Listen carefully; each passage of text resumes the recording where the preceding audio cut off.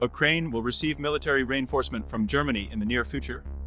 German Chancellor Olaf Scholz emphasized that Germany will continue to provide military assistance to Ukraine steadily.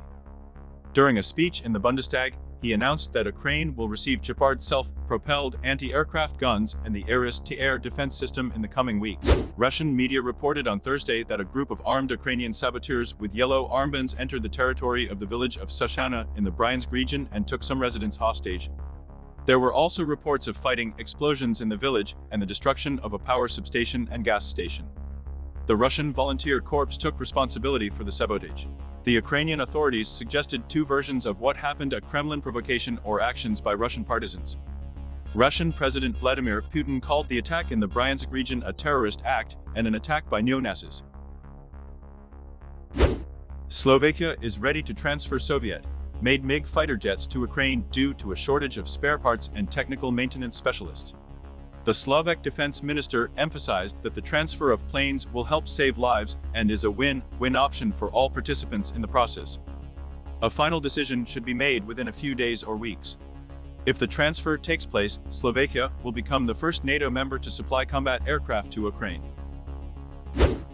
On the night of March, Russian military forces carried out another attack on the territory of Zaporizhzhia using this missile system. One missile hit a multi-story building in the city center, burying residents in the rubble of their apartments. As a result of the strike, more than 10 apartments on the nth floors were destroyed. 4 people were killed, and rescue operations are ongoing.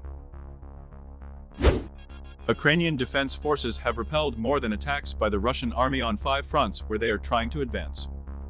According to the operational information of the General Staff of the Armed Forces of Ukraine, the main efforts of the enemy are focused on carrying out offensive operations in the Kupiansk, Liman, Bakhmut, Avdiivka, and Shakhtarsk directions.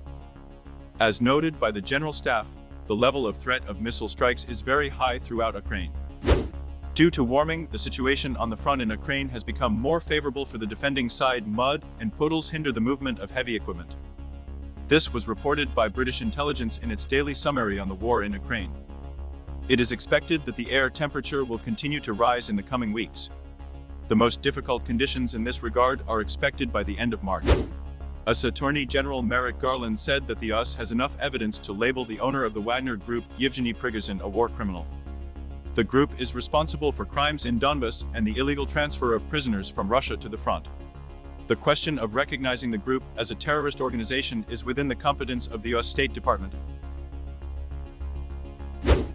Moldova has canceled flights to 5 countries at once. According to the press service of the state airline Air Moldova, flights to and from Prague, London, Paris, Istanbul, and Tbilisi have been cancelled.